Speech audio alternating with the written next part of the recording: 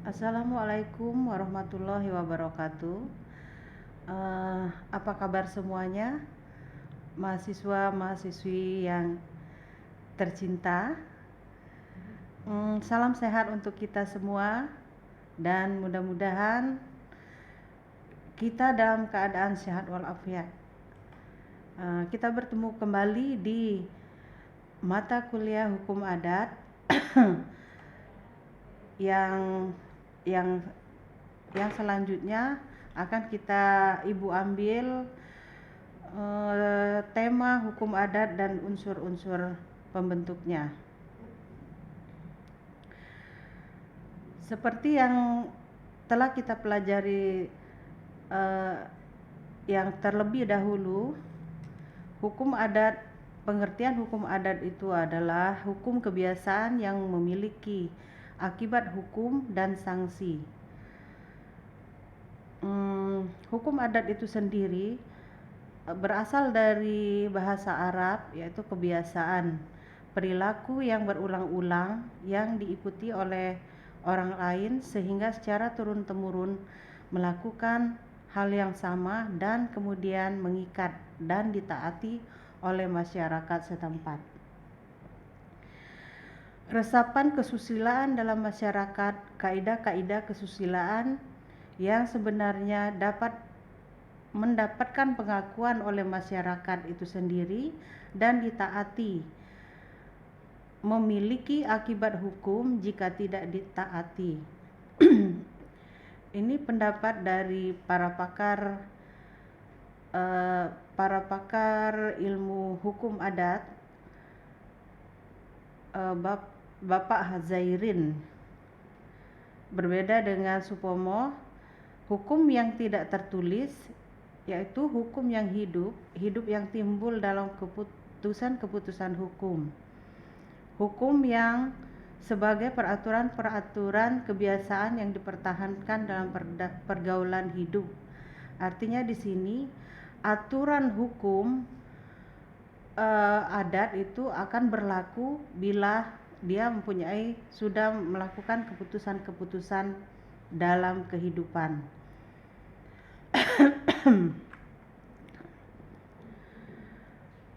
Sedangkan pendapat dari Profesor Dr. Cornelis van Vollenhoven, hukum adat adalah aturan-aturan atau perilaku yang berlaku bagi orang pribumi dan orang timur asing. Yang satu pihak mempunyai sanksi, maka dikatakan sebagai hukum. Dan di lain pihak tidak dikodifikasikan, maka dikatakan adat. Artinya di sini kalau aturan-aturan hukum adat orang timur luar, mereka mengutamakan kepentingan individu. Kalau kita di dalam perkembangan hukum adat kita, sebelumnya hukum adat itu sudah ada sebelum mereka menemukan hukum adat itu sendiri. Aturan di dalam hukum adat di Indonesia itu bisa dilihat dalam buku yang telah ditulis oleh Van Adelvendorp pada tahun 1990 pada halaman 22. Di sini hukum adat itu sendiri, aturan di dalam masyarakat itu dilihat dari etika. Etika itu aturan dalam agama, keagamaan, kesusilaan, dan hukum dan adat itu sendiri. Hukum adat memang kebanyakan berasal dari nilai-nilai dari agama yang dianut oleh suatu perkumpulan masyarakat tertentu, yang kemudian mengambil nilai-nilai agama itu dimasukkan ke dalam dan diterima oleh hukum adat. Nah, di sini ada juga nilai-nilai kesusilaan. Nilai-nilai kesusilaan yang dianggap pantas di masyarakat tertentu, maka akan secara berulang-ulang atau perilaku yang dengan nilai kesusilaan yang sama akan diterima di masyarakat itu, mereka akan mengangkatnya dalam hukum adat itu sendiri. Sedangkan hukum itu lebih lebih memaksakan untuk mengatur. Sedangkan adat itu hanya mengatur saja. Mengatur dengan disepakati oleh kelompok masyarakat itu sendiri. Itulah yang mempengaruhi dalam aturan hukum adat, agama, kesusilaan, hukum itu dan adat itu sendiri.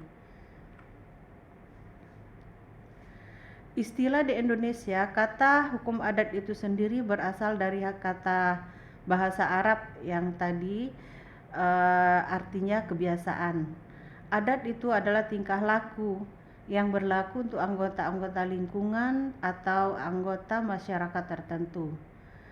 Artinya bila masyarakat itu sepakat dengan kebiasaan-kebiasaan yang kita lakukan secara berulang-ulang, dengan contoh misalnya di atas meja makan kita tidak boleh bersuara, dan itu menjadi, atau ketika kita makan ramai-ramai itu tidak boleh ada yang mengeluarkan sedehak kalau kata orang umumnya itu.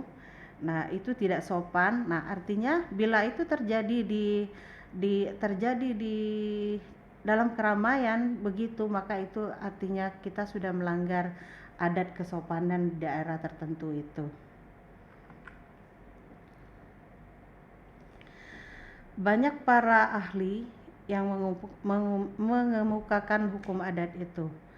Di masyarakat, menurut Van Vollenhoven, hukum adat ala masyarakat Indonesia dari Aceh sampai Merauke sejak ratusan tahun sebelum kedatangan bangsa Belanda telah memiliki aturan hidup yang mengatur, mengikat, dan ditaati oleh masyarakat di daerahnya masing-masing. Sebelum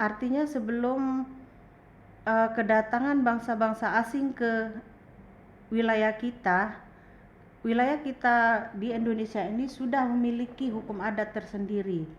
Contohnya seperti Aceh. Di Aceh itu hukum agama lah yang mengikat hukum adat itu. Artinya hukum agama lebih berperan di dalam masyarakat Aceh itu.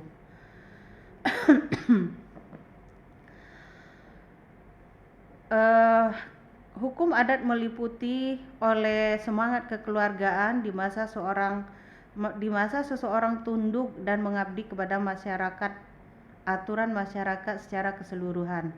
Maka kepentingan masyarakat lebih diutamakan daripada kepentingan individu. Nah, itu tadi. Kalau di negara lain, kepentingan individu lah yang diutamakan. Kalau di daerah kita, dari masyarakat dari Aceh sampai ke daerah-daerah lainnya, di wilayah Sumatera, baik Jawa atau di mana-mana itu, di lingkungan katakanlah wilayah Indonesia, kita lebih mengutamakan kepentingan masyarakat umum daripada kepentingan individu. Sesuai dengan tujuan dari adat itu sendiri, mencapai keselarasan antara kepentingan perseorangan dan kepentingan masyarakat. Perilaku hidup masyarakat Indonesia dikenal dengan konsep gotong royong. Itulah adat masyarakat Indonesia dari zaman sebelum kemerdekaan sampai sekarang. Insya Allah konsep hidup Indonesia itu, masyarakat Indonesia itu tetap gotong royong walaupun perilakunya sudah mengalami perkembangan zaman. Di sini para pakar hukum adat telah mengelompokkan unsur-unsur pembentukan hukum adat itu sendiri. Pertama, ada teori receptio in complexio. Teori ini dikemukakan oleh Winter dan Salomon, yang kemudian diikuti oleh Van den Broek. Kedua, ada teori resepsi. Ketiga, ada teori reception contrario. Di sini teori receptio in complexio, adat istiadat dan hukum adat suatu golongan masyarakat adalah resepsi atau gambaran seluruh dari masyarakat yang dianut oleh masyarakat itu sendiri. Artinya di sini seluruh masyarakat hukum adat itu bersumber pada agama. Bulat-bulat hukum adat itu bersumbernya dari agama. Jadi contohnya itu tadi setelah yang Ibu jelaskan di depan tadi, hukum adat itu dari Aceh itu murni dari agama yang masuk ke dalam hukum adat, baik itu hukum perkawinan, keluarga dan waris. Itu setelah diteliti dari pakar hukum adat, memang bulat-bulat dari agama. Selanjutnya, teori resepsi ini adalah teori yang membantah teori yang pertama, teori resepsi in complexu tadi. Teori resepsi ini hukum yang hidup dan berlaku bagi masyarakat Indonesia terlepas dari agama yang dianutnya adalah hukum adat. Jadi sebagian dari agama dan sebagian lagi dari adat itu sendiri. Artinya yang dari agama itu kesepakatan dari masyarakat yang memang benar-benar dimasuk dalam adat itu, yang berasal dari agama disepakati, maka dia masuk di dalam hukum adat itu. Artinya di sini bukan membantah teori yang pertama yang bulat-bulat hukum agama masuk ke dalam masyarakat adat tersebut. Nah, artinya di sini mereka sudah bisa membedakan hukum adat dan hukum yang di masyarakat adat itu sendiri.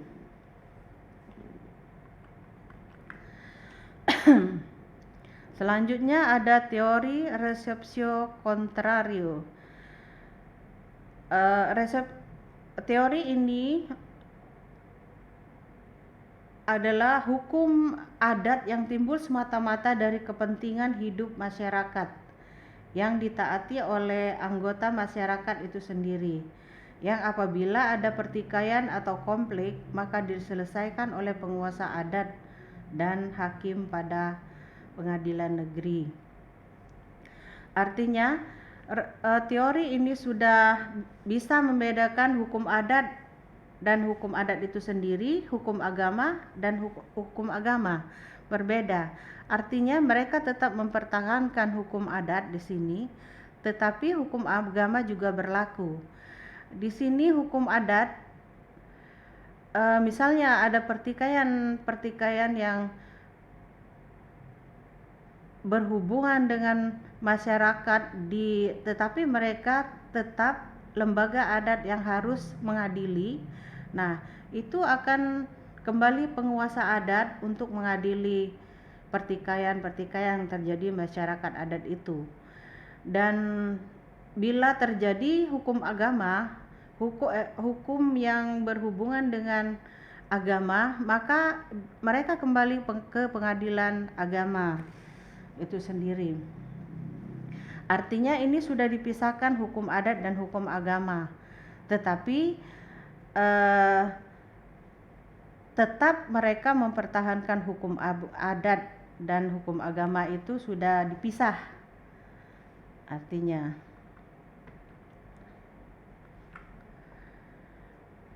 Seperti yang kita ketahui, untuk kita sendiri di dalam kehidupan sendiri, hukum adat itu dalam kebudayaan kita tetap pertahankan.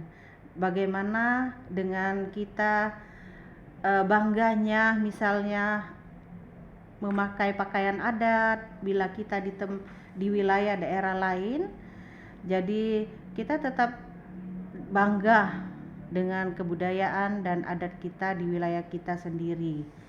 Jadi inilah kira-kira yang mempengaruhi timbulnya hukum adat. Timbulnya hukum adat di wilayah masyarakat itu sendiri, yaitu tadi yang mempengaruhi agama, kesusilaan, hukum dan adat itu sendiri. Itulah etika dalam aturan di dalam masyarakat hukum adat. Cukup sampai di sini. Mungkin bila ada yang ingin bertanya atau kurang jelas, nanti bisa langsung bertanya sama Ibu, kita konsultasi dan diskusi bersama-sama. Assalamualaikum warahmatullahi wabarakatuh.